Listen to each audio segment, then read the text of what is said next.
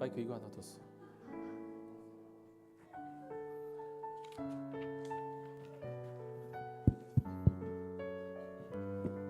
할렐루야. 7월 첫째 주 주일 예배에 오신 성도님들 환영합니다.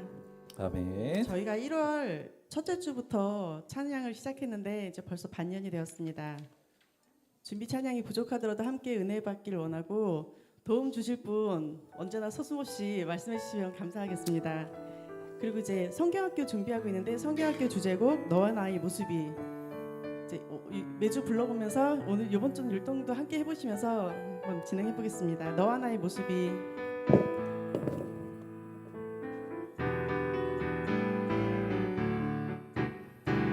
너와 나의 모습이 예수님 닮아. 너와 나의 모습이 예수님 닮아. 하루 이틀 매일매일 지날 때마다 더 닮아가길 원해요. 너와 나의 모습이 예수님 닮아. 너와 나의 모습이 예수님 닮아. 하루 이틀 매일매일 지날 때마다 더 닮아가길 원해요. 예수님 사랑이 넘쳐 예수님 축복이 흘러 예수님 은혜가 가득 당신과 함께 하길 원해요. 너와 나의 모습이 예수님 닮아. 너와 나의 모습이 예수님 닮아. 하루 이틀 매일매일 지날 때마다 더 닮아가길 원해요. 예수님 사랑의 모습이 예수님 닮아. 너와 나의 모습이 예수님 닮아. 하루 이틀 매일매일 지날 때마다 더 닮아가길 원해요. 예수님 사랑이 넘쳐 예수님 축복이 흘러 예수님 은혜가 당신과 함께 하길 원해요. 감사합니다. 저희가 교회 학교를 따로 운영하지 않고 함께하고 있기 때문에 매주 조금씩 찬양 같이 하면서 연습하도록 하겠습니다. 찬송가 405장 주의 친절한 팔에 안기세 찬송드리겠습니다.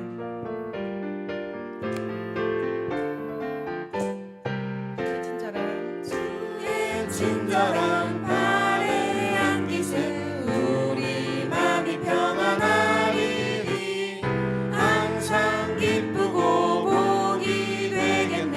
영원하신 팔에 안기세 주의 팔에 그 크신 팔에 안기세 주의 팔에 영원하신 팔에 안기세.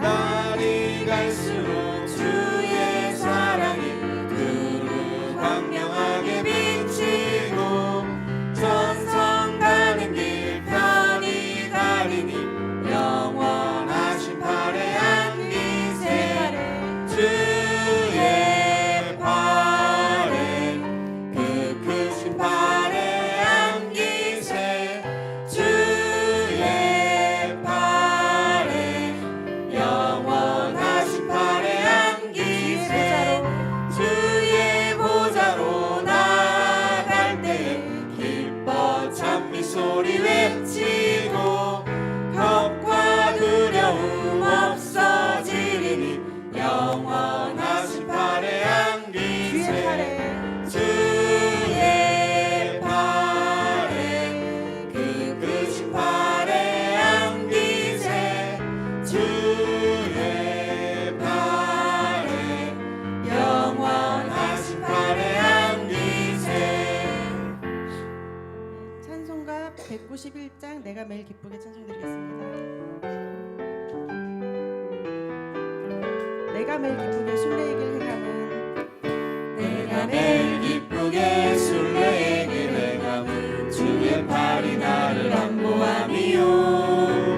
내가 주의 큰 뜻을 받는 참된 비결은 주의 영이 함께함이라. 성령이 계시네. 성령이 계시네 할렐루야 함께 하시네 좁은 길을 걸으며 밤낮 기뻐하는 것 주의 영이 함께함이라 전에 죄에 바쳐 전에 죄에 바쳐서 평안함이 없을 때 예수 십자가의 공로 힘입어 그 발 아래 엎드려 참된 평화 얻음은 주의 영이 함께함이라 성령이 계시네 성령이 계시네 할렐루야 함께 하시네 좁은 길을 걸으며 밤낮 기뻐하는 것 주의 영이 함께함이라 나와 동행하시고 모든 염려하시니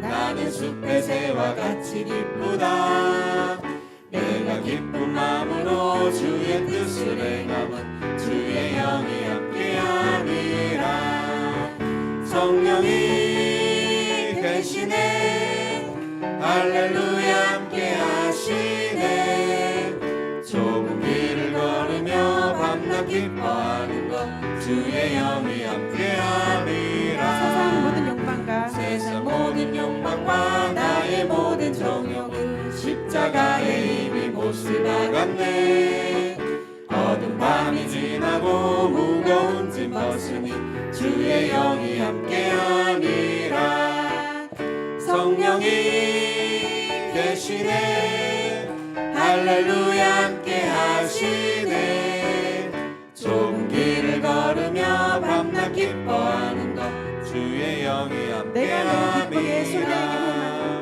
내가 매일 기쁘게 순례의 길 행함은 주의 발이 나를 안보함이요 내가 주의 큰 복을 받는 참된 비결은 주의 영이 함께함이라 성령이 계시네 할렐루야 함께 하시네 좁은 길을 걸으며 밤낮 기뻐하는 것 주의 영이 함께함이라 세상 모든 욕망과 나의 모든 정욕은 십자가의 힘이 못을 박았네 어두운 밤이 지나고 무거운 짐 벗으니 주의 영이 함께함이라 성령이 계시네 할렐루야 함께 하시네 좁은 길을 걸으며 밤낮 기뻐하는 것 주의 영이 함께함이라 주의 거룩하심 생각할 때 찬송 드리겠습니다.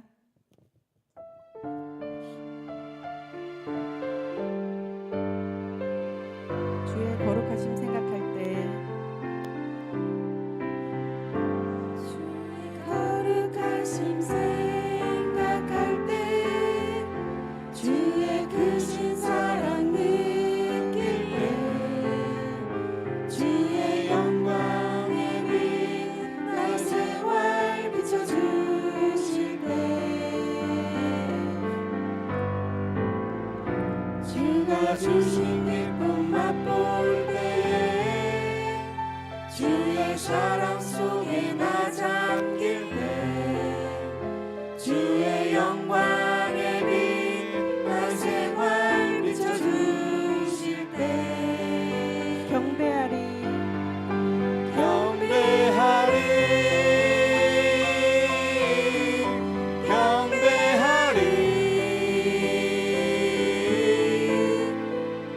나 사는 동안 주께 경배하리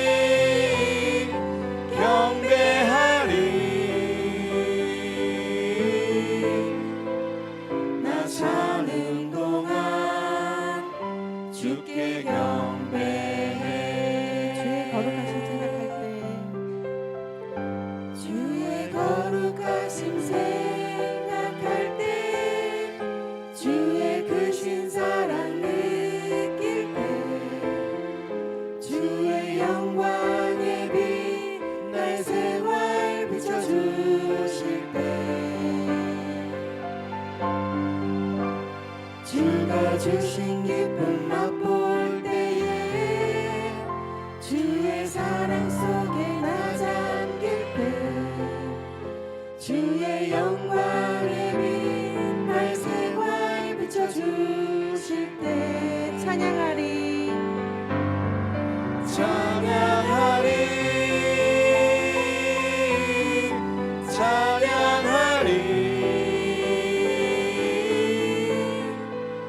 나 사는 동안 주께 찬양해 찬양하리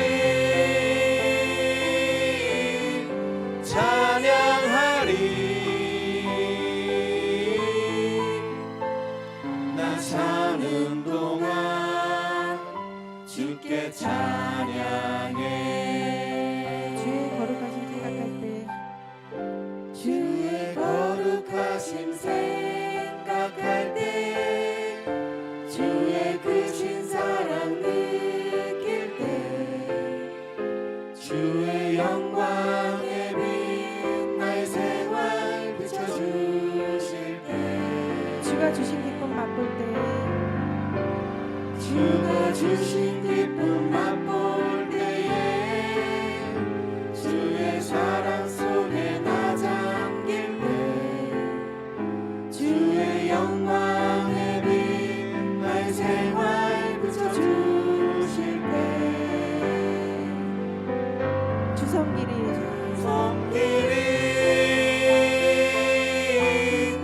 주 섬기리 나 사는 동안 주만 섬기리 나 사는 동안 주만 섬기리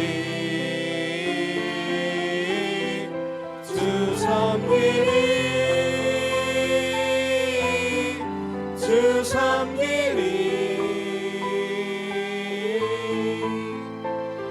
나 사는 동안 주만 섬기리 묵상하시겠습니다.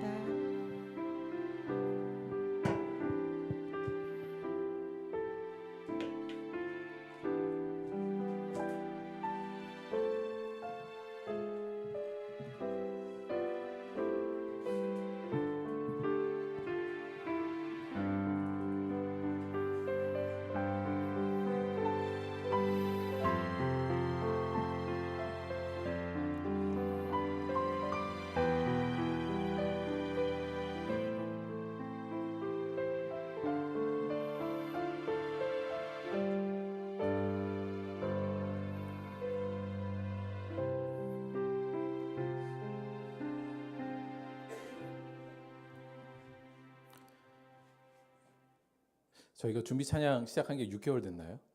아 그래요?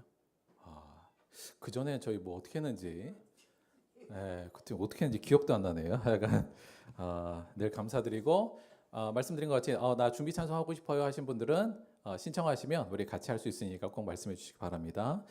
6개월 동안 고생 많으셨어요. 앞으로 계속 고생해 주시기 바랍니다.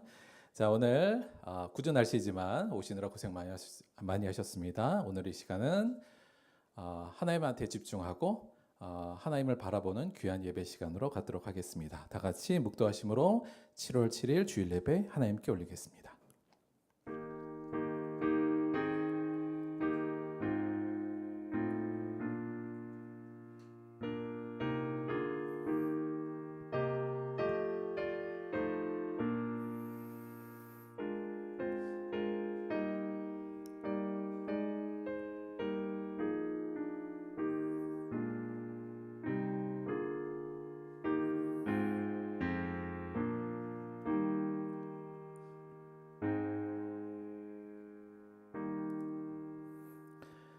우리가 이 보배를 질그릇에 가졌으니 이는 심히 큰 능력은 하나님께 있고 우리에게 있지 아니함을 알게 하려 함이라. 우리가 사방으로 우겨쌈을 당하여도 쌓이지 아니하며 답답한 일을 당하여도 낙심하지 아니하며 박해를 받아도 버림받지 아니하며 거꾸러뜨림을 당하여도 망하지 아니하고 우리가 항상 예수의 죽음을 몸에 짊어짐은 예수의 생명이 또한 우리 몸에 나타나게 하려 함이라. 우리 살아있는 자가 항상 예수를 위하여 죽음에 넘겨짐은 예수의 생명이 또한 우리 죽을 육체에 나타나게 하려 함이라. 아멘. 다 같이 사도신경으로 신앙 고백 드리겠습니다.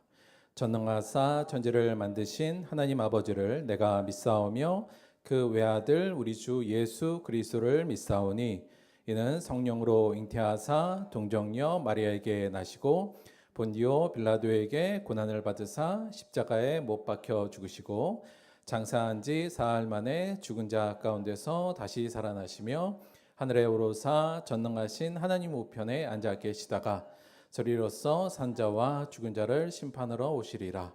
성령을 믿사오며 거룩한 공예와 성도가 서로 교통하는 것과 죄를 사하여 주시는 것과 몸이 다시 사는 것과 영원히 사는 것을 믿사옵나이다. 아멘. 이 시간에는 이영균 성도님께서 우리를 대표해서 기도해 주시겠습니다.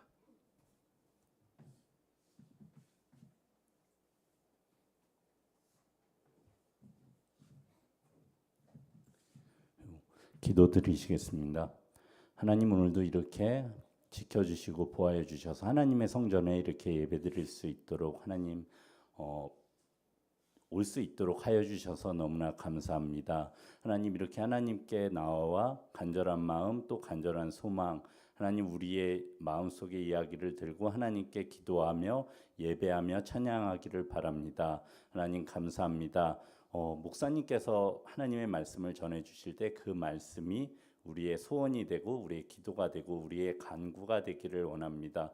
또 하나님의 말씀을 듣고 그대로 행하며 하나님의 말씀대로 살기를 원합니다. 감사합니다. 또 우리 말씀을 듣고 또 우리 삶을 나누며 서로 함께하는 우리 서로가 함께 친하여지는 하나님 교회가 되기를 원합니다. 하나님 감사합니다. 감사한 마음으로 기도드렸습니다. 아멘.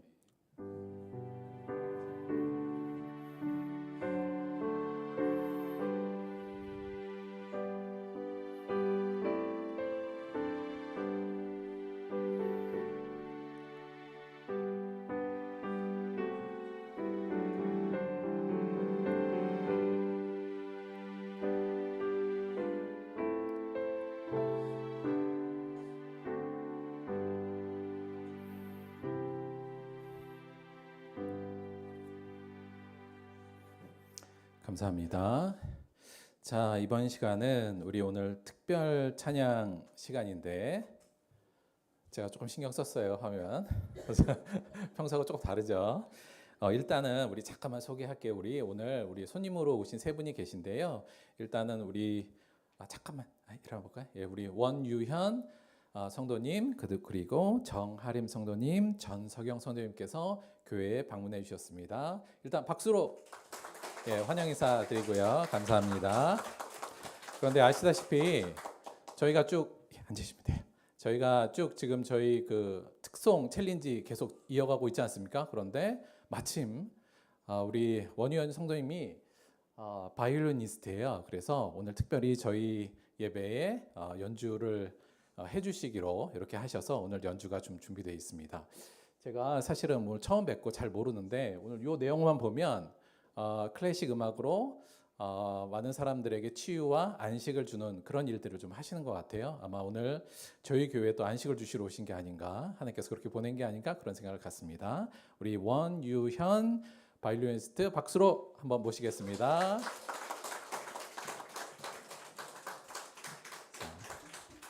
오늘 주실 찬양은 예수 나의 치료자 요 찬양이에요.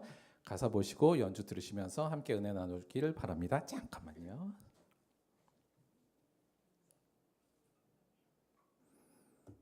네, 됐습니다.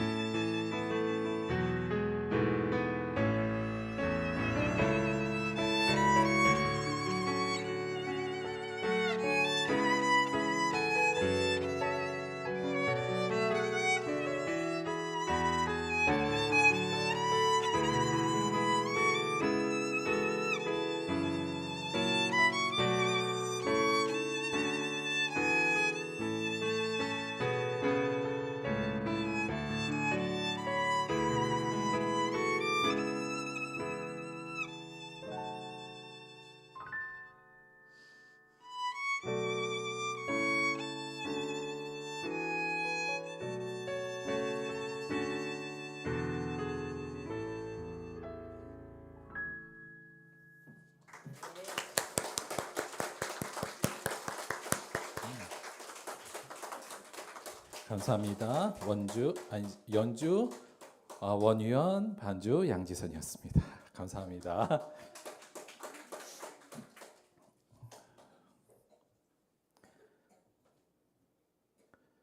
저희 예배당 요즘 고퀄 너무 고퀄이 와가지고 저희가 약간 당황하긴 했습니다만 너무 감사합니다. 이게 왠지 설교가 안식을 깰 것 같아서 그렇습니다만 또 그렇다고 안 할 수는 없으니까 오늘 말씀 보도록 하겠습니다. 자, 오늘 말씀 함께 나눌 말씀은 신약성경 고린도후서 4장 16절에서 18절까지 말씀 보도록 하겠습니다.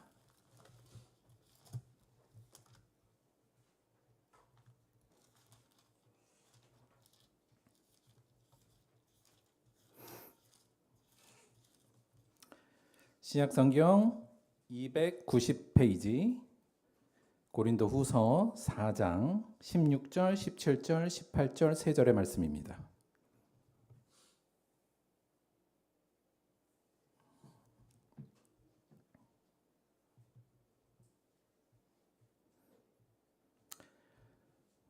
고린도후서 4장 16절에서 18절까지 말씀 우리 한 목소리로 함께 봉독하도록 하겠습니다. 시작. 그러므로 우리가 낙심하지 아니하노니 우리의 겉사람은 낡아지나 우리의 속사람은 날로 새로워지도다. 우리가 잠시 받는 환난에 경한 것이 지극히 크고 영원한 영광에 중한 것을 우리에게 이루게 함이니 우리가 주목하는 것은 보이는 것이 아니요 보이지 않는 것이니 보이는 것은 잠깐이요 보이지 않는 것은 영원함이라. 아멘. 오늘은 고린도후서 4장 16절에서 18절 말씀을 중심으로 해서 우리가 주목하는 것 이런 제목으로 하나의 말씀 함께 나누도록 하겠습니다. 사실 지금부터 하는 얘기는 최근에 저희 아이들하고 공과 공부하면서 했던 얘기거든요. 그래서 우리 아이들은 그냥 복습한다고 생각하시고 이 얘기 잠깐 진행해 보도록 하겠습니다. 사람이 기본적으로 자아여 나는 누구인가 혹은 나는 어떤 사람인가 더 나아가서 나는 어떤 사람이 되어야 하는가 이런 자아감이 어디서부터 오는 건가를 생각해 보면 첫 번째 단계는 이건 것 같습니다. 첫 번째는 우리가 외부로부터 정보를 얻어요. 그러니까 외부 세계와 우리가 이제 다니면서 외부 세계로부터 경험을 통해서 정보를 얻죠. 우리가 얻은 정보가 우리 안에 지식으로 쌓이고요. 이 지식이 합쳐지면 일종의 신념이라고 할 수 있는 가치관이 형성이 됩니다. 그렇겠죠? 그리고 이 가치관이 우리의 자아를 만들어가요. 그래서 대부분의 사람들, 물론 우리의 본능적인 자아감도 있겠습니다만 본능이 주는, 그러나 대부분 우리가 내가 무엇을 경험하고 어떤 정보를 받아들였냐에 따라서 사실은 가치관과 자아가 많이 바뀌고 결정되는 경우가 많습니다. 특별히 그래서 우리가 한 민족이나 한 공동체, 한 사회의 구성원들은 조금 비슷한 가치관과 자아감을 가질 확률이 높죠. 왜냐하면 경험하는 정보가 보통 비슷하니까요. 자, 그런데 우리가 이런 정보를 받아들이는 데 있어서 가장 많이 쓰는 감각기관이 어디일까요? 우리가 어느 감각기관을 우리가 가장 많이 사용해서 정보를 받아들일까요? 물론 여러 가지가 있겠습니다만 대부분은 시각 감각을 통해서 대부분 받아들입니다. 그렇죠? 그래서 옛말에도 우리가 몸이 천냥이면 눈이 900냥이다 이런 말이 있듯이 사실은 우리가 보는 것, 눈은 굉장히 중요합니다. 왜냐하면 보통 그걸 통해서 대부분의 정보를 받아들이게 되기 때문이죠. 그래서 일반적으로는 우리는 시각을 통해서 관찰 가능한 대상 혹은 사건이나 어떤 현상들을 우리가 눈으로 보고 그것을 통해서 정보를 얻어서 그것이 지식이 되고 가치관이 되고 내 자아를 형성하는 이런 과정을 일반적으로 겪게 됩니다. 물론 사람마다 독특한 경험과 또 다른 생각들이 자아를 만들 수는 있지만 이런 보통 과정을 겪는다는 거죠. 그래서 시력은 굉장히 중요합니다. 보는 능력이요. 무슨 보는 능력은 우리의 자아 형성 및 우리의 이 땅을 삶에 가서도 굉장히 중요하죠. 근데 사실 시력을 우리가 그렇게까지 중요하게 느끼지 못하는 것은 너무 일상적이기도 하고요. 조금 안 좋더라도 안경이나 이런 걸로 우리가 쉽게 보정이 가능하기 때문에 시력을 우리가 그렇게 소중하게 생각하지는 않습니다만 사실 시력은 매우 중요한 감각기관이고 그를 통해서 우리의 지식과 가치관과 자아가 형성되는 데 있어서 굉장히 중요하다고 할 수 있어요. 그런데 이 시력보다 더 중요한 것이 하나 있습니다. 좀 비슷한 개념인데 얘들아 기억해? 이거 뭔지? 야 이거 지난주에 한 거야 우리. 뭘까요? 시력보다 더 중요한 게 있어요. 뭘까요? 제가 요거를 아이들하고 할 때는 이걸 통찰력 이렇게 얘기를 했습니다. 통찰력이요. 어떤 차이냐면 이런 겁니다. 시력은 우리가 관찰 가능한 대상과 사건이나 현상을 보고 그것으로부터 오는 정보를 받아들이는 게 일반적으로 시력의 역할이라면 통찰력은 요거 좀 다르게요. 관찰 가능한 대상과 사건과 현상을 보는 게 아니라 그 이면을 보는 능력이 통찰력입니다. 자, 이게 뭘까요? 그러니까 관찰 가능한 대상이나 사건이나 현상도 보지만 그 현상을 꿰뚫고 들어가서 그 이면에 눈으로는 볼 수 없는 그 무엇을 보는 건데 그 무엇이 보통 뭐냐면 그 현상이 일어난 원인과 배경과 근원과 본질을 볼 수 있는 능력을 우리가 통찰력 이렇게 얘기하는 겁니다. 자, 그렇게 돼서 우리가 통찰력을 갖고 본다는 건 시력을 갖고 본 거와 많은 차이가 있어요. 특히나 이 통찰력을 통해서 보면 한마디로 말해서 내 눈에 보이는 현상이나 사건이나 내용들을 훨씬 더 통전적이고 온전한 모습으로 바라볼 수 있죠. 왜냐하면 그 현상이 일어나게 된 원인과 배경과 근원과 본질을 살피기 때문에 그렇습니다. 그래서 통찰력을 통해서 우리가 어떤 지식을 습득한다는 것은 시력을 통해서 어떤 지식을 습득하는 것과는 많은 차이가 있어요. 한마디로 말하면 시력을 통해서 우리가 얻어내는 지식과 인식은 한마디로 표면적인 것만 볼 수 있잖아요. 그러니까 시력으로 나타나는 거니까. 그리고 생각보다는 불완전한 정보나 인식을 갖게 됩니다. 왜냐하면 우리가 눈으로 보는 것은 사실 굉장히 제한적인 것만 보는 거예요. 눈앞에 나와서 우리가 감각적으로 볼 수 있는 건. 그러나 이것을 통찰력을 가지고 본다면 상대적으로는 근원적이고 온전한 인식을 가지게 됩니다. 온전한 지식을 상대적으로 더 얻게 되죠. 따라서 시력보다는 통찰력이 중요합니다. 그것이 있어야 바른 지식, 바른 가치관, 바른 자아로 나아갈 수 있기 때문이죠. 제가 우리 아이들하고 공부하면서 늘 관심 갖는 거, 우리 아이들이 통찰력을 가질 수 있도록 교육하는 게 가장 중요한 목적 중에 하나입니다. 자, 그래서 여간 통찰력이 중요한데 이 통찰력은 사실은 다양한 분야에서 이 땅에 우리가 살아가면서 다양한 분야에서 굉장히 필요해요. 첫째, 문화적 통찰력 이렇게 생각해 볼 수 있습니다. 자, 우리나라에서 여러분 우리나라 영화 중에 제일 유명한 영화가 뭘까요? 물론 영화를 보신 분마다 다 다르겠습니다만 사실 우리나라 영화 여태까지 영화 중에 어찌 보면 제일 좋은 영화, 제일 훌륭한 영화라 그러면 이거 얘기할 수밖에 없을 것 같아요. 왜냐하면 뭐 그냥 객관적인 지표로 뭐 세계 여러 영화제를 다 휩쓸었고 우리가 알다시피 아카데미 영화도 사관왕을 하지 않았습니까? 기생충이라는 봉준호 감독의 영화예요. 이 영화를 그냥 보면 이게 왜 이렇게 유명한 영화인가 도저히 알 수가 없습니다. 그냥 가난한 집 가정의 사람들이 부잣집에 가서 겪는 블랙 코미디, 스릴러 이런 물인데 그냥 내용만 보면 이게 그냥 기괴하기도 하고 때로 이상하기도 하거든요. 영화 자체는. 그런데 이 영화가 왜 이렇게 세계 사람들이 좋아하고 상을 많이 받았는가를 사실은 통찰력을 통해 보아야만 알 수 있습니다. 즉 감독이 이 영화를 통해서 이 연출 방식을 통해서 뭘 얘기하고 있는가. 봉준호 감독이 얘기하는 현대사회의 계급 구조의 어떤 아이러니, 어떤 불합리성 이제 이런 것들이 이 영화에 잘 녹아있기 때문에 이 영화가 그렇게 훌륭하다고 많이 얘기하는 거거든요. 근데 그런 거 아니고 스토리만 보면 이거 되게 기괴하고 재미없는 영화입니다. 그러나 통찰력을 갖고 볼 때 제대로 이 가치가 보이게 되는 것이죠. 우리가 예전에도 한번 봤던 피카소의 게르니카입니다. 이 그림을 보면 이게 대체 뭐야 이렇게 돼요. 우리가 시각적으로 보면 이게 대체 이게 무슨 그림도 아니고 이렇게 눈으로 볼 땐 그렇게 보이잖아요. 그러나 우리가 통찰력을 가지고 보면 피카소의 그야말로 이제 화풍도 이해하고 아울러서 피카소가 이 그림을 통해서 그러니까 소위 스페인 내전에 있었던 게르니카에 있었던 그 전쟁의 비극을 그린 거라는 것을 통찰력을 통해서 보게 되면 이 그림의 가치를 보게 됩니다. 통찰력이 없으면 기괴한 그림일 뿐이지만 통찰력이 있으면 굉장히 훌륭한 그림으로 우리한테 다가올 수 있는 거죠. 주중에 제가 부천 필하모니 오케스트라 공연을 보고 왔어요. 근데 솔직히 말하면 제가 클래식을 잘 몰라요. 그러니까 클래식적 통찰력이 제가 별로 없습니다. 그런데 저희 집사람은 옛날부터 클래식을 좋아해서 많이 들었거든요. 같이 들어가서 봤는데 저는 사실은 제가 클래식 그 공연을 통해서 얻은 즐거움이 한 50이라면 저희 집사람은 한 100을 얻습니다.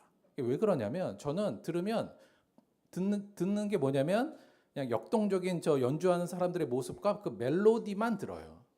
그것만 느끼니까 멜로디가 계속 반복되면 아 지루하다 약간 이런 마음도 들고 이렇거든요. 근데 저희 집사람은 요 음악적 통찰력이 좀 있어서 지금 악기와 악기 사이가 서로 막 대화하고 이런 것도 보고 때로는 같은 멜로디인데도 그 변주하는 모습들을 보고 감탄하기도 하고 같은 곡인데 지휘자의 해석 능력을 살펴서 막 이렇게 감탄하기도 해요. 그래서 여기서 와 그런데 저는 저게 왜 와야 이제 이런 느낌이 오는 거죠. 제가 그렇다고 저희 집사람이 클래식에 무슨 대단한 조예가 있다는 건 아니에요. 지금 굉장히 부담스러워하는 것 같은데 여간 즐길 만큼은 있다는 거죠. 저에 비해서는. 그래서 다시 말하면 이런 통찰력이 있다는 건 그 표면적으로 나타나는 것이 아니라 그 이면의 것을 볼 수 있다는 이 통찰력은 문화를 느끼고 이 땅을 풍성하게 살아가는 데도 굉장히 중요합니다. 근데 이 통찰력이 더 중요한 부분이 있는데 사실은 저는 그걸 관계적 통찰력 이렇게 부르고 싶습니다. 사람들과의 관계에서도 사실은 통찰력이 매우 중요해요. 예를 들어서 여러 가지 관계가 있지만 사춘기 때 사실 부모와 자녀 간의 갈등이 굉장히 보통 심하죠. 저희 때도 이런 게 있었습니다만 제가 볼 때 요즘은 이 부분이 좀 더 강화된 것 같아요. 사춘기에 부모와 자녀의 갈등이 굉장히 심합니다. 보통은 아이들은 부모에게 대해서 하라는 거 잘 안 하고 반항을 하고요. 부모는 끊임없이 잔소리를 하면서 아이들과의 대립 갈등이 일어나죠. 근데 이게 잘 안 돼요. 왜냐하면 부모가 볼 때는 애가 예전하고 다르게 반항하고 하라는 건 안 하고 막 애가 이상해지고 이러니까 그걸 보니까 계속 잔소리를 하게 되고 이 아이들에게 잔소리는 사실은 그냥 귀찮음을 넘어 공포에까지 이를 수 있거든요. 아이들이 잔소리 듣는 게 너무 싫은데 부모는 끊임없이 잔소리를 해댑니다. 그러니까 이러니까 서로가 서로의 그 표면적인 부분만 보면 이게 갈등이 조정이 잘 안 돼요. 그런데 여기 약간의 통찰력을 좀 발휘해서 부모가 자녀의 반항하는 그 겉모습만이 아니라 그 아이의 배후를 좀 보려고 노력한다면 물론 각각의 특수성이 있겠습니다만 일반적으로 그 청소년기에 가는 사춘기 때 갖는 아이들의 변화예요. 그러니까 신체적, 정신적으로 격변이 일어나는 그 시대라는 거. 아울러서 아이들이 가족보다는 친구의 관계가 중요해지는 시점이라는 거. 그리고 이제 우리 아이들 사이에 사춘기에 이제 불안이라는 감정이 지배하는 시대가 왔다는 것을 어느 정도 인지한다면 아이들의 행동에 대해서 물론 못마땅합니다만 일정한 이해가 되는 부분이 이제 생기게 됩니다. 아울러서 만약에 자녀가 조금 더 통찰력이 있어서 엄마가 왜 이렇게 잔소리하지를 한번 살피려고 노력한다면 여러분 어머니들이 보통 왜 잔소리하나요? 부모님이 아이들한테 왜 잔소리합니까? 보통은 사랑하니까 이렇게 얘기하잖아요. 맞습니다. 사랑하니까 당연히 잔소리를 하는 건 맞는데 사실은 사랑한다는 것 이면에 부모가 아이들에게 잔소리를 하는 건 그 부모 가슴 안에 배후에 놓여 있는 불안일 가능성이 높습니다. 부모가 불안하니까 자기의 불안을 해소하는 방식으로 아이들에게 잔소리를 하는 경우가 꽤 많아요. 자, 그걸 우리가 안다면 만약에 자녀가 막 엄마가 나한테 막 잔소리를 해. 막 내가 너를 사랑하니까 이렇게 하는 거지. 막 잔소리를 막 하는데 우리 엄마가 좀 불안한가 보다 지금. 그냥 그럼 내가 그 불안하면 나한테 잔소리 하세요. 만약에 사춘기 애가 이 정도로 이해한다면 이 둘의 갈등은 소통이 되고 아마 서로가 원만하고 좋은 부모와 자녀의 관계로 분명히 발전할 겁니다. 더 나아가서 부모가 자신이 왜 이렇게 내가 잔소리하냐를 통찰력을 가지고 자기를 봐서 내가 지금 불안한 걸 아이한테 전가시키는 거 아니야? 이렇게 느낀다면 그리고 아이는 내가 내 행동이 지금 신체적으로 이 사춘기 때 나오는 나의 특성 때문에 내가 이렇게 하는 거라고 스스로를 좀 더 이해하면 이 갈등은 훨씬 더 잘 조정되고 훨씬 더 잘 소통이 되겠죠. 나를 바라볼 때 있어서의 통찰력, 상대를 바라볼 때의 통찰력을 우리가 갖게 되면 관계는 훨씬 더 좋아집니다.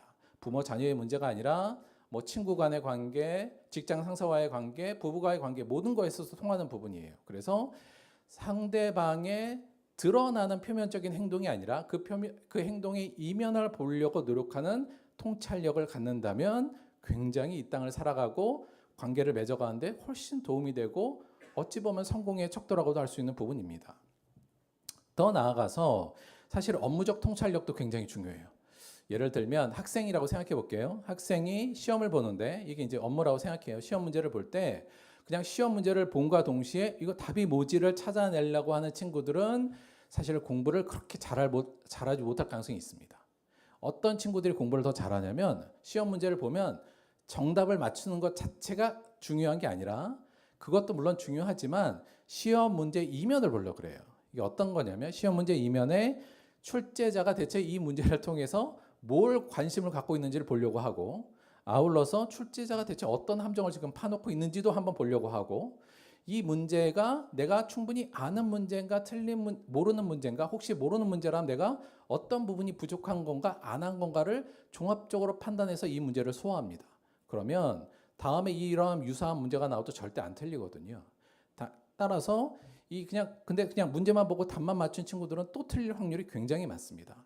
그래서 공부 잘하는 친구들은 통찰력이 있는 거예요. 시험에 대한 통찰력, 이런 문제에 대한 통찰력을 갖는 거죠. 우리가 이 땅을 살아가면서도 많은 문제들을 맞닥뜨리지만 그 단순한 그 문제만 보는 게 아니라 그 문제 배우를 보려고 노력하는 통찰력이 있을 때 이 땅에서 자기가 하는 업무에 큰 효율이 분명히 생길 겁니다. 그런 의미에서 통찰력은 매우 중요하죠. 어찌 보면 우리가 통찰력이 있느냐 없느냐는 이 땅에서의 삶이 성공적이냐 실패적이냐 혹은 좋은 인간관계와 행복을 만들 수 있느냐 없느냐를 결정짓는 매우 중요한 요소라고 할 수 있습니다. 통찰력을 가지는 것, 즉 보이는 것이 아니라 보이지 않는 것을 볼 수 있는 이 통찰력을 가지는 게 중요하다는 거죠. 근데 이 통찰력이 정말 중요한 부분이 또 하나 있습니다. 어딜까요? 신앙에서는 이 통찰력이 매우 필요합니다. 자, 한번 볼게요. 여러분, 성경을 읽는데 통찰력이 필요합니까? 성경을 읽는데 통찰력이 꼭 필요해요. 왜 그러냐면, 자, 내가 성경이란 텍스트를 읽잖아요. 뭐야, 성경 텍스트 한글로 써 있고 나 한글 읽을 줄 아니면 다 보는 거 아니야? 그렇지 않습니다. 왜냐하면 우리가 성경이라는 것은 수많은 시대에 수많은 저자들이 수많은 다양한 상황에서 아울러서 다양한 장르적 어떤 그 옷을 통해서 글을 쓰고 있거든요. 따라서 이걸 그냥 그런 걸 전혀 모르고 성경의 텍스트만 읽으면 성경을 마치 우리가 아까 게르니카 그림 보는 것 같은 그런 느낌입니다. 마찬가지로 기생충 영화의 괴괴함을 보는 것 같을 때도 있어요. 성경의 본문을 읽다 보면 읽어도 이게 그냥 어떤 의미인지를 한 50%도 못 느끼게 얻을 때도 많습니다. 그래서 사실 성경은 물론 텍스트를 보는 게 첫 번째지만 더 중요한 것은 성경 텍스트 이면에 그 성경이 갖고 있는 그 문맥적 흐름이나 당시의 시대적 상황적 배경도 살펴야 되고요. 아울러서 저자의 의도, 더 나아가서 텍스트에는 드러나지 않은 저자의 감정까지도 우리가 읽어내려고 노력을 할 때 성경 텍스트의 원 의미를 우리가 제대로 파악할 수 있습니다. 그래서 성경은 그냥 글자를 읽는 것만으로 성경을 읽었다고 얘기할 수는 없습니다. 성경은 이러한 통찰력을 가지고 이런 것을 종합적으로 볼 때 성경의 텍스트가 온전히 우리에게 바른 메시지로 돌아올 수 있는 거죠. 그래서 성경을 읽을 때는 통찰력이 매우 필요합니다. 그런데요, 한마디로 말하면 사실 신앙생활을 위해선 이 통찰력이 전반적으로 반드시 필요하다고 할 수 있습니다. 이게 왜 그러냐면 한마디로 이런 거예요. 우리의 신앙이란 건 뭐냐면 사실 우리가 눈에 보이는 세계에 살고 있지 않습니까? 이 땅에서 다 눈에 보이는 세계를 살고 있는데 이걸로는 결코 신앙생활을 할 수가 없어요. 눈에 보이는 세계를 보는 시력만으로는 결코 신앙을 할 수가 없습니다. 왜냐하면 우리의 신앙이란 건 뭐냐면 눈에 보이는 세계의 이면에 있는 그 배경과 근원을 움직이시는 분, 그 시작점이 되시고 이 눈에 보이는 세계를 운행하시며 이 모든 것을 책임지고 있는 분을 보는 게 신앙생활이기 때문에 그래요. 즉 신앙생활이란 뭐냐면 우리 눈에 보이는 세계를 꿰뚫어서 뭘 보는 게 신앙생활이에요? 이 세계의 온 세상과 나의 주인 되시는 하나님을 바라보는 게 신앙생활이잖아요. 그렇죠? 따라서 우리의 신앙생활에는 통찰력이 없으면 결코 신앙생활을 할 수도 없고 유지하기도 어렵습니다. 즉 눈에 보이는 것이 아니라 눈에 보이지 않는, 그러나 눈에 보이는 것의 근원과 중심과 본질이 되는 그 눈에 보이지 않는 그 면을 볼 수 있는 통찰력을 가질 때 비로소 신앙생활은 제대로 진행될 수가 있는 거죠. 많은 분들이 때로 이런 생각을 해요. 그래도 하나님이 눈에 보이는 세상을 움직일 때 그 변화된 세계를 보고 하나님을 인지해야 되는 거 아니냐? 그것도 맞습니다. 때로 하나님께서 그렇게 운행하시지만 그렇지 않을 때도 너무 많기 때문에 근본적으로 우리의 신앙생활은 눈에 보이는 세계를 통과해서 그 이면에 우리 눈에 보이는 세계의 근원이 되시는 하나님을 바라보고 그분을 나의 주인으로 모시고 그분의 뜻을 따라 살아가는 것이 신앙생활이죠. 따라서 신앙생활에는 이 통찰력이 없으면 결코 불가능하다 이렇게 얘기할 수 있습니다.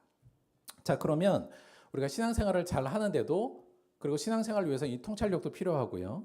더 나아가서 이 땅을 살아감에 있어서도 이 통찰력이 필요하다고 말씀드렸잖아요. 그러면 이 통찰력을 우리가 어떻게 기를 것이냐 이제 이 문제가 저희들에게 좀 남는데 이게 만만치 않습니다. 통찰력이라는 게 우리가 물론 이게 깨달음의 영역이라 어느 순간 깨달으면 보이는 수도 있습니다만 사실은 통찰력은 끊임없이 연습하고 훈련하는 게 일정 부분 필요합니다. 그냥 어느 순간 딱 느껴지는 것보다는 끊임없이 이 부분도 연습하고 시간이 좀 필요해요. 그래서 제가 어느 순간 그냥 뭐가 탁 튀어서 갑자기 클래식 음악이 탁 들리면 얼마나 좋겠습니까만 그렇지 않아요. 열심히 듣고 많이 듣고 또 배우고 그걸 통해서 알아야 그때 클래식 음악이 들리기 시작하겠죠. 따라서 통찰력은 일정 부분의 연습이 필요하고 시간도 필요합니다. 하루아침에 그냥 나는 이 통찰력 갖겠어. 잘 안 돼요. 성경도 마찬가지예요. 나는 성경을 제대로 읽겠어. 하나님 오늘 나에게 통찰력을 주세요. 그래서 바지직 하면 성경이 다 보이는 게 아니라 계속적으로 이것도 공부하고 연습해야 되는 영역이라는 걸 다시 한번 말씀드립니다. 그런데 그 이전에 우리가 이 통찰력을 위해서 통찰력을 좀 더 발휘하기 위해서 꼭 생각해야 될 전제 같은 것이 하나 있어요. 오늘은 그 부분에 대한 이야기를 본문을 통해서 말씀드리려고 합니다. 사실은 오늘 본문은 바울의 이야기인데 바울이 이제 고린도 교회에 보낸 편지의 일부분입니다. 사실 바울은 이 통찰력을 정말 갖고 있었던 사람이죠. 우리가 얘기하는 통찰력이요. 자, 사도 바울이 어떠한 통찰력을 갖고 있었으며 그가 통찰력을 갖고 있다는 걸 어떻게 우리가 알 수 있으며 그가 이 통찰력을 위해서 뭘 해야 될지에 대한 이야기를 오늘 저희들에게 전해주는데 그 부분을 좀 살펴보도록 하겠습니다. 자, 오늘 본문 말씀 한번 읽어볼게요. 그러므로 우리가 낙심하지 아니하노니 우리의 겉사람은 낡아지나 우리의 속사람은 날로 새로워지도다. 우리가 잠시 받는 환난에 경한 것이 지극히 크고 영원한 영광에 중요한 것을 우리에게 이루게 함이니 우리가 주목하는 것은 보이는 것이 아니요 보이지 아니하는 것이니 보이는 것은 잠깐이요 보이지 않는 것은 영원함이라. 우리가 좀 익히 알고 유명한 구절이긴 합니다. 자, 이 구절에서 우리는 사도 바울이 명확하게 두 가지 세계를 구분해서 보고 있다는 것을 알 수 있어요. 어떤 세계와 어떤 세계를 구분해서 보고 있죠? 보이는 것과 보이지 않는 것을 구별해서 이야기하고 있습니다. 자, 여기서부터 사도 바울의 통찰력을 우리가 알 수 있어요. 근본적으로 사도 바울은 내가 보이는 이 세계와 보이지 않는 세계 두 세계를 동시에 바라볼 수 있는 눈을 갖고 있습니다. 이게 사실은 굉장히 중요한 능력이라고 말씀을 좀 드렸어요. 그래서 내가 보이는 세계와 보이지 않는 세계를 구별해낼 수 있고 각각을 따로 생각하고 통합적으로 생각할 수 있는 것, 이게 정말 통찰력이거든요. 그런데 일단 사도 바울은 보이는 것과 보이지 않는 것, 표면적으로 우리에게 나타나는 것과 정말 근원적이고 본질적인 것을 지금 구별하고 있다는 것을 볼 수 있습니다. 자, 요 관점에서 한번 볼게요. 16절, 그러므로 우리가 낙심하지 아니하노니. 자, 사도 바울과 그의 일행은 지금 낙심할 만한 상황에 있습니다. 왜요? 물론 이 앞절을 저희가 살펴보면 되겠습니다만 17절에 잠깐 나왔어요. 환난에 경한 것이 이렇게 나오잖아요. 지금 사도 바울과 그와 함께한 동료들은 환난을 겪고 있습니다. 어떤 환난이었냐면 당시에 우리가 알다시피 사도 바울이 여러 선교 여행을 돌아다녔지만 수많은 박해, 그 다음에 경제적인 어려움, 육체적인 질병, 아울러서 많은 사람들한테 하나님의 일을 함에 있어서도 피난도 많이 받았어요. 그러니까 동료들에게도 비난을 받고 외부 세계에서는 박해를 받아서 쫓겨다니기도 하고 돈도 없고 먹을 것도 없고 이런 상황, 때로는 감옥에도 들어가고 이제 이런 환난이 사도 바울에게 계속 온 거죠. 따라서 사도 바울은 지금 당연히 낙심할 만한 상황입니다. 그런데 뭐라 그러냐면 우리가 낙심하지 아니하노니 이렇게 하면서 그 이유를 뭐라고 얘기하냐면 우리의 겉사람은 낡아지나 우리의 속사람은 날로 새로워지도다 이렇게 고백을 해요. 자, 보이는 것은 여기서 뭐예요? 낡아지고 있는 겉사람은 지금 보이고 있습니다. 이 겉사람이라는 의미는 이 땅에 기대고 살고 있는 육신을 갖고 있는 내 현재의 모습이에요. 보이는 이 모습은 지금 계속 낡아지고 있어요. 몸도 안 좋아지고 자기의 평판도 지금 안 좋아지고 때로는 감옥에 가고 먹지도 못해서 몸도 골고 있고 지금 계속 안 좋아지고 있습니다. 그러니까 낡아지는 겉사람을 보는 건데 따라서 어떻게 돼요? 당연히 낙심합니다. 일반적으로는 이 낡아지는 겉사람을 보면서 낙심하지 않을 사람이 없어요. 그런데 뭐라 그러냐면 낙심하지 아니하는데 왜냐면 오케이 낡아진 내 겉사람은 지금 계속 낡아져가고 사도 바울의 말에 의하면 죽음에 가깝게 하고 있어 지금 이 얘기를 하고 있거든요.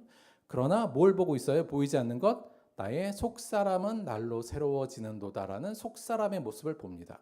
여기서 속사람이라는 건 그러니까 이제 겉 그리고 속의 내 자아가 아니라 다른 얘기예요. 그러니까 다시 말하면 여기에 겉사람이라는 것은 이 땅에 보이는 나, 이 땅을 밟고 살아가는 나의 자아라면 여기 새로워지는 속사람이라는 것은 예수의 은혜 안에서 구원받고 변화된 새롭게 변화된 자아, 새로 태어난 자아, 하나님의 은혜 안에 이제 죄의 굴레에서 벗어나 하나님의 자녀로서 새롭게 태어난 그 자아를 의미해요. 그 자아를 지금 사도 바울은 속사람 이렇게 표현하고 있는 거죠. 사도 바울이 겉사람만 자기가 보니까 너무 낙심할 만합니다. 사람들한테 그렇다고 칭찬받는 것도 아니고 막 또 동료들은 막 비난을 해요. 또 외부 사람들은 쟤 잡아 죽인다고 돌아다니고 매일 잠도 편히 못 잡니다. 누가 나를 지금 죽이러 올까 봐. 그런 상황에서 낙심하지만 그는 지금 뭘 보고 있어요? 보이지 않는 것을 봅니다. 그럴수록 자기에게 날로 새로워지는 속사람의 모습을 보고 있기 때문에 그는 지금 뭐라 그래요? 낙심하지 아니한다 이렇게 고백할 수 있는 거죠. 그 다음 구절이 이 부분에서 저희들의 오늘 주요 포인트인데 뭐라고 하냐면 17절 우리가 잠시 받는 환난에 경한 것이 지극히 크고 영원한 영광에 중요한 것을 우리에게 이루게 함이니 자 말이 좀 어렵습니다만 이렇게 좀 풀어서 설명을 드릴게요. 자 사도 바울이 지금 겉사람은 막 지금 완전 낡아졌잖아요. 죽음의 앞에 가고 엄청나게 힘들어요. 사실 이건 누구나 힘든 거잖아요. 그리고 그것을 지금 환난이라고 표현합니다. 환난. 근데 여러분 이 환난을 당했다는 건 결국 뭐냐면 자기의 현실이 무너졌다는 얘기예요. 현실은 무너졌습니다. 보이는 현실은 지금 다 무너지고 있어요. 그런데 지금 사도 바울이 뭐라 그러냐면 이 현실을 보면서 뭐라고 얘기하냐면 이 무너진 현실이 우리에게 뭘 이룬다고 얘기해요. 자, 그러니까 요거 이룬다는 말을 다시 원어적 의미로 보자면 이게 생산한다는 거예요.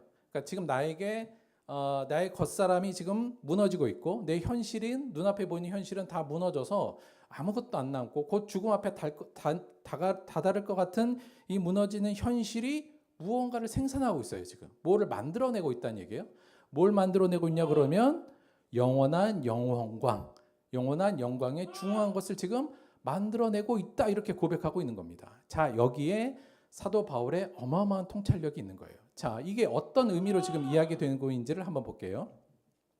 사도 바울이 환난을 겪고 있잖아요. 너무 힘들어요. 어렵고 힘들고 내 눈앞에 보이는 현실들은 다 무너지고 있는데 이 무너지는 현실이 결국 자기를 어디로 이끌고 가고 있다는 걸 본 거예요. 이 현실을 보지 않고 현실 이면에 있는 보이지 않는 근원적인 나를 지금 보게 해준다는 얘기입니다.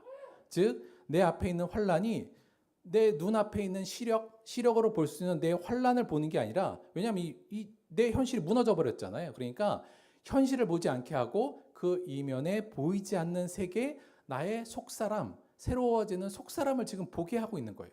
그러니 사도 바울 마음속에 지금 어떤 마음으로 변한 거냐면 나에게 새롭게 올 이 영원한 영광을 지금 바라보게 되고 따라서 사도 바울은 낙심하지 않게 되는 거죠. 그러니까 마치 이런 거죠. 환난은 안 좋은 거지만 그 환난, 나 앞에 놓이는 환난은 당연히 좋지 않죠. 힘든 거예요. 내 앞에 무너진 현실을 보는 건 가슴 아픈 겁니다. 그런데 그것이 나를 뭘 다시 보게 만들었어요? 눈앞에 보이지 않는 그 뒤에 있는 영광, 하나님으로 인해 변화된 그 속사람의 내 모습을 보게 한 겁니다. 그 전에 환난이 없을 때는 내가 물론 알고는 있어도 자꾸 눈앞에 현실만 보이는 거예요. 그런데 현실이 무너지니 그때 비로소 사도 바울은 뭐가 다시 보여요? 변화된 내 안에 속사람의 참된 은혜의 모습을 보게 된 겁니다. 그래서 그가 뭐라고 얘기해요? 이게 나를 생산했어. 이 환란은 내 앞에 이 시력으로 고정되어 있는 내 시력을 깨트리고 통찰력으로 진정한 내 모습을 보게 만들었어. 그가 그래서 환란이 이루었다는 말을 하고 있는 겁니다. 그러면서 마지막에 사실 이 얘기는 사도 바울이 우리가 앞에 이야기에 잘 나와 있어요. 뭐냐면 이 부분이에요. 우리가 이 보배를 질그릇에 가졌으니 이는 심히 큰 능력은 하나님께 있고 우리에게 있지 아니함을 알게 하려 함이라. 우리 유명한 말씀이잖아요. 자, 사도 바울이 자기의 겉모습, 보이는 자기의 현실이 봤더니 뭐예요 지금? 질그릇이에요. 아무것도 없는 그냥 흙으로 만든 그릇인 것뿐이에요. 만약에 사도 바울이 자기의 현실의 모습을 이거를 금그릇이나 좋은 사기 그릇으로 만약에 여기고 있다면 그 안에 있는 보배가 안 보여요.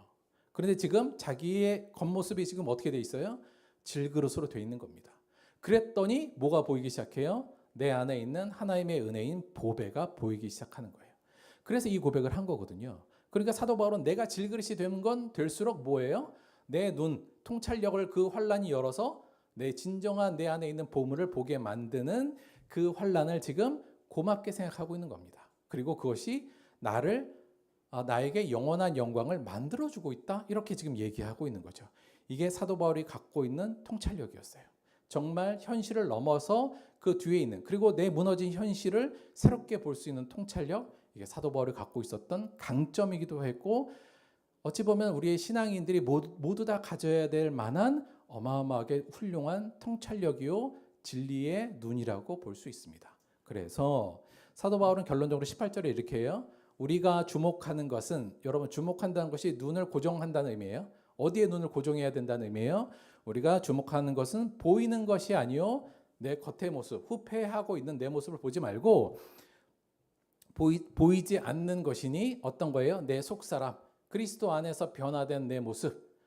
세상 사람들은 다 사도 바울 보고 미쳤다 그랬거든요. 야, 너 그렇게 잘 나가던 너 사도 바울 그렇게 공부도 많이 한 애가 왜 이렇게 미쳐 돌아가서 지금 동족들한테는 비난을 받고 있고 이방 세계에서는 죽음을 당하고 너 왜 이러고 살고 있니? 라는 비난 속에서도 그는 자기 안에 보이지 않는 예수 그리스도로 인하여 변화된 새로운 피조물로서의 자기의 자아상을 발견하고 지금 감격하고 있는 겁니다. 그러면서 뭐라고 외쳐요? 야, 보이는 거 그거 잠깐이야. 이거죠. 우리의 육체 사람들한테 칭찬받고 잘 사는 거 그거 잠깐이야. 그러나 내가 보는 이 보이지 않는 것의 자아의 내용은 영원한 거야.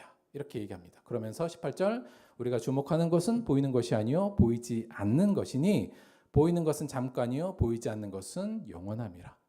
우리의 시력은 우리의 눈에 보이는 게 영원할 것 같습니다. 그렇죠? 이거 되게 이게 모든 건 것 같고 영원할 것 같지만 사실 우리 이거는 그냥 일반적인 상식으로 알잖아요. 잠깐이에요. 그러나 보이진 잘 않지만 우리 안에 펼쳐지고 있는 하나님의 놀라운 역사와 하나님의 구원으로 변화된 우리의 모습은 영원한 가치를 가지고 우리를 이끌어간다는 겁니다. 사도 바울이 지금 그래서 이건 어찌 보면 그냥 그리스도인들에게 전하는 일종의 하나의 어쩌면 행동 양식이라고 볼 수 있을 것 같아요. 뭘 보지 말라고요? 보이는 것은 야 주목할 필요 없어. 거기에 네 시야를 둘 필요 없어. 보이지 않는 것에 네 시야를 넣어도 쓰러져가고 후피하는 네 겉모습, 늙어가고 쓰러져가는 네 모습을 보지 말고 날로 새로워지는 예수 그리스도를 통해 날로 새로워지는 새로운 피조물인 네 모습을 바라봐. 그게 우리야. 그게 그리스도이냐. 지금 이렇게 얘기하고 있는 거죠. 한마디로 말하면 이것은 주목하지 말고 보이는 것은 보이지 않는 것을 주목하라는 건데 여러분 보이지 않는 걸 주목하려면요. 정말 이 통찰력을 가지고 보려면 뭐가 전제되어야 된다고요? 그러면 주목하지 않는 게 중요합니다. 뭘요? 보이는 것. 내 눈앞에 보이는 것들, 시력적으로 나에게 다가오는 유혹들과 시력적으로 볼 때 어마어마하게 좋은 것들 있잖아요. 그것에 대해서 눈을 가릴 때 비로소 우리의 보이지 않는 것이 그때 비로소 제대로 보이기 시작하거든요. 그래서 물론 통찰력은 우리가 여러 가지 방면으로 노력하고 훈련하는 필요도 있습니다만 근본적으로 내가 눈에 보이는 것을 주목하지 않는 것, 내가 눈에 보이는 이 땅의 것들에 대해서 눈을 감는 게 통찰력을 얻기 위한 첫 번째 전제라고도 볼 수 있습니다. 사도 바울은 이걸 갖고 있었던 사람이에요. 정리해 볼게요. 우리가 주목하는 것, 첫 번째 통찰력이요. 보이지 않는 것을 보는 능력은 이 땅의 삶에서 필요한 능력이지만 특히 신앙의 삶을 사는 자들에게는 필수적인 능력이다. 우리 아이들이 저는 정말 통찰력을 가졌으면 좋겠습니다. 눈에 보이는 것만으로 판단하고 눈에 보이는 것만으로 자기를 만들고 자아상을 만들고 자기가 이렇게 되고 싶어 이게 아니라 정말 눈에 보이지 않는 그 이면에 있는 하나님 나라 영적인 질서를 바라보고 그것을 통해서 우리 아이들이 자기의 정체성을 가지고 자아를 형성하길 바랍니다. 우리 아이들이 꼭 통찰력을 가졌으면 좋겠어요. 마찬가지 우리 성도들 모두요. 자, 두 번째, 신앙적 삶이란 잠깐 있는 눈에 보이는 것을 주인 삼아, 보통 우리가 눈에 보이는 이 세상, 그래서 돈, 건강, 권력, 자산, 자기 자신 이런 것들을 사실은 주인 삼아서 의지하고 살지 않습니까? 그게 의지하지 않고 신앙적 삶이란 눈에 보이지 않는 하나님을 세상과 나의 주인으로 섬기며 그분을 의지하며 사는 것이다. 이게 두 번째 오늘 생각해야 될 내용이고요. 마지막 세 번째, 그러기 위해서 우리가 이 통찰력을 가지고 제대로 된 삶을 살고 제대로 된 신앙생활을 하기 위해서 보이는 것에 대한 관심과 집착을 내려놓는 게 필요하다. 내가 사실 첫 번째는 내가 보는 것이 불안정한 것이라는 것을 먼저 인지하는 게 중요하고요. 사실 우리가 보는 거 그렇게 온전하지 않습니다. 우리가 보고 보통 사람들이 내가 경험했다, 내가 눈으로 봤어 이러면 그건 진리라고 생각하는데 그렇지 않은 경우가 너무 많아요. 따라서 내가 보는 거 그게 진리가 아닐 수도 있고 또 내가 잘못 볼 수도 있고, 그래서 특히나 내가 보이는 것이 정말 좋아 보이지만 그거에 대한 관심과 집착을 내려놓는 걸 먼저 선행하자는 거예요. 내 현실이 무너질 때 보이지 않는 참 현실의 눈은 열리게 돼 있습니다. 그래서 저는 우리 성도님들이 눈에 보이는 것, 요거에 대한 집착과 관심을 좀 내려놓는 게 필요해요. 아무리 내가 통찰력이 있어도 이 시력이 너무 강하면 사실 통찰력이 잘 안 보여요. 그래서 그냥 통찰력을 갖고 있다 할지라도 늘 시력 보이는 것에 끌려다니기 일반이거든요. 따라서 저는 그 전에 통찰력도 중요하지만 그 전에 눈에 보이는 세계에 대해 눈을 갖는 훈련이 필요하다, 이렇게 볼 수 있을 것 같습니다. 그런 의미에서 여러분, 기도는요, 우리가 이제 매일 하는 기도는 보이는 것에 눈을 감고 보이지 않는 것에 눈을 뜨는 행위가 사실은 기도예요. 많은 경우 우리의 기도를 어떻게 해요? 눈에 보이는 것 중에 내가 갖고 싶은 걸 구하기 위해서 기도하잖아요. 기도는 그게 아니라 눈에 보이는 것에 눈을 감고 눈에 보이지 않는 곳에 눈을 뜨기 위해서 하는 게 사실은 기도입니다. 우리가 지금 계속 하고 있는 우리가 예배 끝날 때도 주기도문 합독하죠. 우리가 예전에 주기도문 공부할 때도 그렇습니다만 사실 이런 거예요. 우리가 주기도문으로 예배를 맞추는데 하늘에 계신 우리 아버지여 이름이 거룩히 여김을 받으시오며 나라가 임하시오며 뜻이 하늘에서 이루어진 것 같이 땅에서도 이루어지이다. 이렇게 기도를 하죠. 이 기도는 근본적으로 어떤 내용의 눈을 감으라는 얘기일까요? 이거는 내 이름이 거룩히 여김을 받고 내 뜻이 이 땅에 이루어지기를 바랍니다라는 내 눈에 보이는 욕망을 가리라는 의미입니다. 이 얘기예요. 이걸 가리지 않고 내 뜻과 내 욕망은 그대로 갖고 있으면서 하나님 나라의 뜻을 이루기 위함이다라고 동시에 있는 건 불가능합니다. 즉 우리가 주기도문을 외우는 건 물론 하나님 뜻이 이루어지길 바랍니다, 이 얘기는 결국 내 뜻과 내 이름이 이 땅에서 떨쳐지는 것을 저는 포기하겠습니다라는 이 결단이거든요. 이게 동시에 가야 된다는 얘기입니다. 오늘날 우리에게 일용할 양식을 주옵시고, 오늘 우리에게 나만이 아니라 우리 모든 사람들이 하루에 먹을 수 있는 양식을 주옵소서, 이걸 구하라는 얘기는 나만 그리고 내가 더 많은 것을 가지려는 욕심을 가리라는 기도이기도 하고요. 아울러서 우리가 우리에게 죄 지은 자를 사하여 준 것 같이 우리 죄를 사하여 주옵소서, 이러한 기도는 결국은 나에게 죄 지은 자에 대해서 내가 복수하고 그 죄 지은 것을 빌미로 그를 지배하려고자 하는 욕망을 내려놓는 것을 의미합니다. 마찬가지로 우리를 시험에 들게 하지 마시옵고 다만 악에서 구하옵소서, 이 얘기는 이 땅의 쾌락과 욕심을 추구하고 즐기기를 바라는 내 그 마음을 내려놓겠다는 의미가 이 안에 같이 담겨 있는 거죠. 여러분, 우리가 열심히 이 땅에서 즐겁고 재미있고 내가 누리고 싶은 것, 하고 싶은 것 다 하면서 살면서 하나님의 영광과 하나님의 뜻을 따르겠다? 불가능한 겁니다. 그래서 우리가 기도는 바로 이 부분을 가리는 게 기도예요. 더 이상 내 욕망을 이 땅에 실현하고 내 기쁨과 내 즐거움을 추구하는 것을 가리는 게 기도. 그래서 뭘 보는 거예요? 더 중요하고 영원한 가치가 있는 하나님의 뜻을 바라보는 것, 그것이 기도죠. 이것이 또한 기도의 통찰력이며 우리의 신앙의 통찰력이 될 수 있습니다. 사랑하는 들벅교회 성도 여러분, 우리 통찰력을 가집시다. 눈에 보이는 것에 너무 집착하지 맙시다.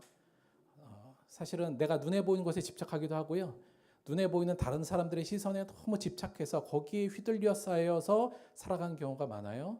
그렇지 말고 그 이면에 있는 하나님을 보고 그 하나님의 우리의 주인됨을 보고 그 하나님의 우리에게 예비해 놓으신 은혜를 바라보고 그 안에 변화된 나를 바라보며 하나님의 영원한 영광을 바라볼 수 있는 눈을 갖는 것, 그것을 바라보며 하루하루 내 보이는 현실하고는 상관없이 기쁨과 감사로 살아갈 수 있는 것, 그것이 그리스도인의 특권이며 그리스도인들이 갖고 있는 가장 큰 무기이고 우리가 반드시 만들어내야 될 신앙관이며 통찰력입니다. 사랑하는 우리, 물론 우리가 현실이라는 게 정말 무시할 수 없을 만큼 우리에게 강하게 있는 건 사실이에요. 그러나 그 현실의 눈을 살짝 내려놓고 그 이면을 바라봅시다. 그 보이지 않는 곳에 있는 하나님의 뜻을 바라보고 오히려 이 내 현실이 주는 이득, 혹시 때로 내 삶의 현실이 다 무너진다고 생각한다면 이거 하나님께서 나에게 그 이면에 있는 정말 중요한 보이지 않는 것을 보라는 뜻이구나, 이렇게 생각하시고 그 부분을 바라봅시다. 그럴 때 우리는 낙심하지 아니할 수 있고 어떠한 상황이 있어도 거꾸로짐을 당하지 아니하며 어느 상황에서든 비록 죽음이 내 앞에 오는 순간이라 할지라도 그 안에서 감격과 감사의 찬송을 드릴 수 있을 겁니다. 우리 모두가 이 통찰력의 주인공이 되시기를 주님의 이름으로 축원드립니다. 말씀 생각하시면서 함께 잠시 기도하도록 하겠습니다.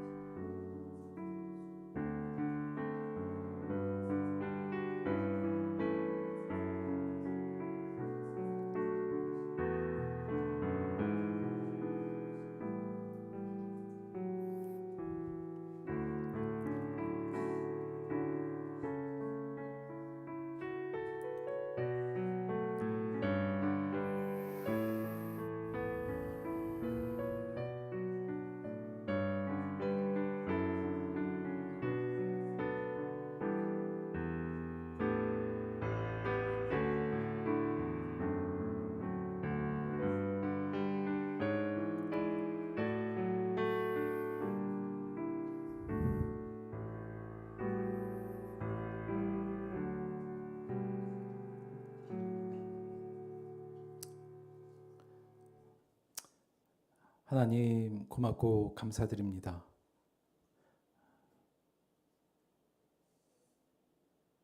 세상에 아무것도 아닌 부족한 우리의 존재를 주께서 긍휼히 여겨주시고 사랑하여 주셔서 우리를 하나님의 자녀로 불러주시고 하나님의 은혜 가운데 살게 하시니 고맙고 감사합니다. 우리의 눈으로는 결코 알 수 없지만 하나님의 은혜로 이 세상의 주인이 하나님을 알게 하시고 이 땅의 모든 것의 근원이 하나님을 알게 하시며 그분이 우리의 참 주인임을 알게 하여 주시니 고맙고 감사합니다. 하나님, 우리의 눈이 너무나도 사악하여 마치 하와가 그 먹지 말라고 하는 선악과의 열매가 먹음직스럽고 보암직스럽고 탐스럽게 한 그것에 넘어가는 것처럼 우리가 이 땅에 있는 수많은 것들, 보이는 잠시 있다 없어지는 것들을 탐하는 모습을 보이고 있습니다. 하나님, 우리의 이 눈을 가리워 주옵소서. 그리고 눈에 보이지 않는 이 현실 이면의 근원 되신 하나님을 바라보게 하여 주옵소서. 그리고 그곳에 변화된 새롭게 피조된 우리의 자신의 은혜로운 모습을 볼 수 있게 하여 주옵소서. 그리하여서 이 땅에 있는 내 현실로 기뻐하거나 즐거워하는 것이 아니라 내 겉모습이 어떠한 모습이든 내 속사람의 새로워진 모습을 보며 감사하며 낙심하지 아니하고 오늘도 기쁨으로 살아가는 우리가 될 수 있도록 인도하여 주옵소서. 이것이 우리에게 주신 특권임을 잊지 않고 활용하여 매일매일 그리스도인다운 삶을 살아가는 우리 될 수 있도록 인도하여 주옵소서. 주님, 우리의 눈을 열어 주옵소서. 예수님의 이름으로 기도드렸습니다. 아멘.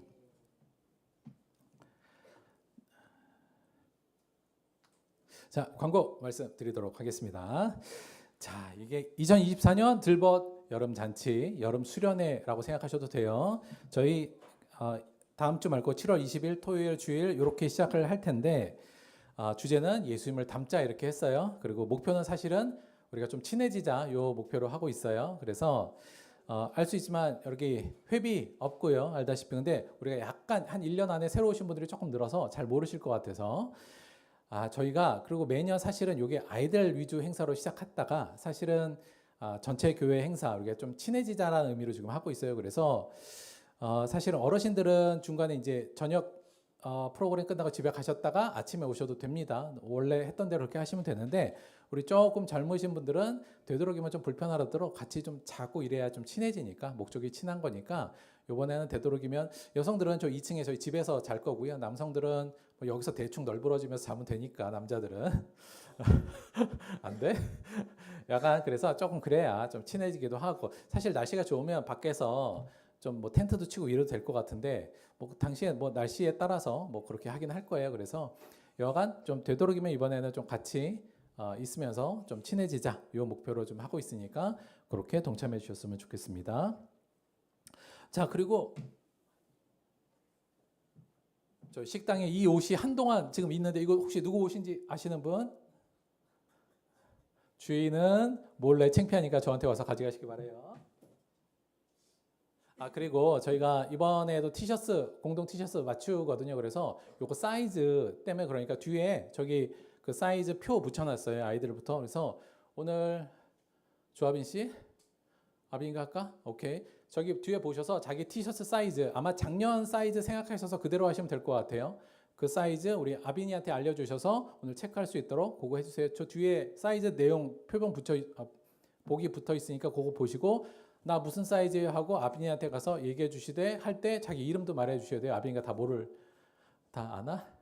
모를 수 있으니까 그거 체크해 주시기 바랍니다. 효선이가 방금 전에 연락이 왔어요. 지금 예배도 드리고 있고 조금 아팠는데 보스턴 잘 도착해서 지금 내일 학교 들어간다고 합니다. 그걸 위해서도 같이 기도해 주시고 우리 여름 성경학교 요거 여름 행사를 위해서도 같이 기도해 주시기 바랍니다. 끝나고 맛있는 점심 드시도록 할게요. 헌금을 위해서 봉헌 기도하고 우리 주기도문 합독함으로 오늘 예배 마치도록 하겠습니다. 제가 기도하겠습니다.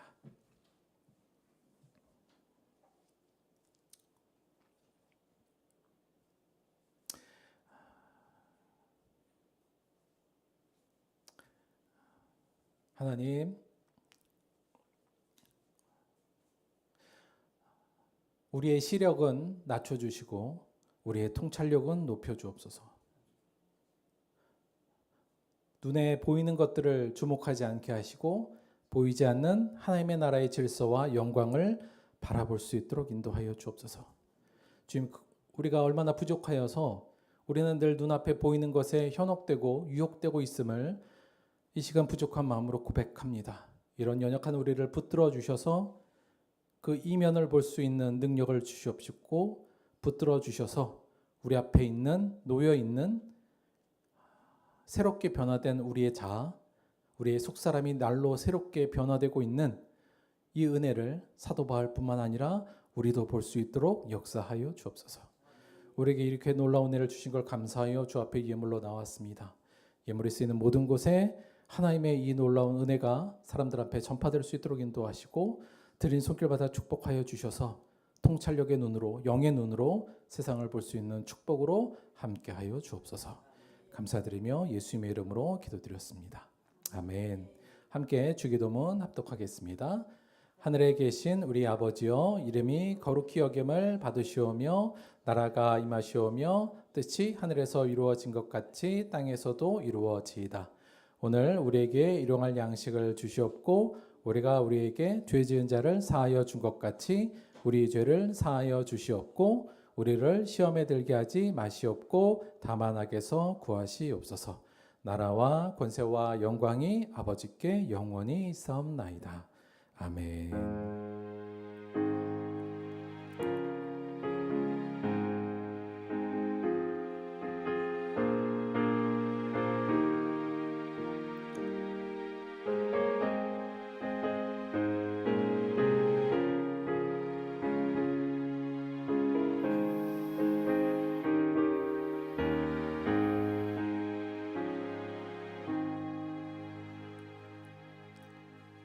수고하셨습니다. 하나님께 감사의 박수 드리겠습니다.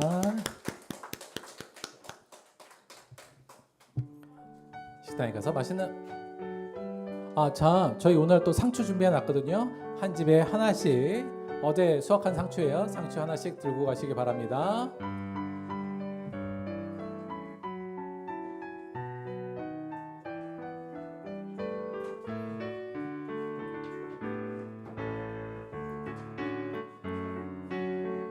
상추 꼭 챙겨가세요.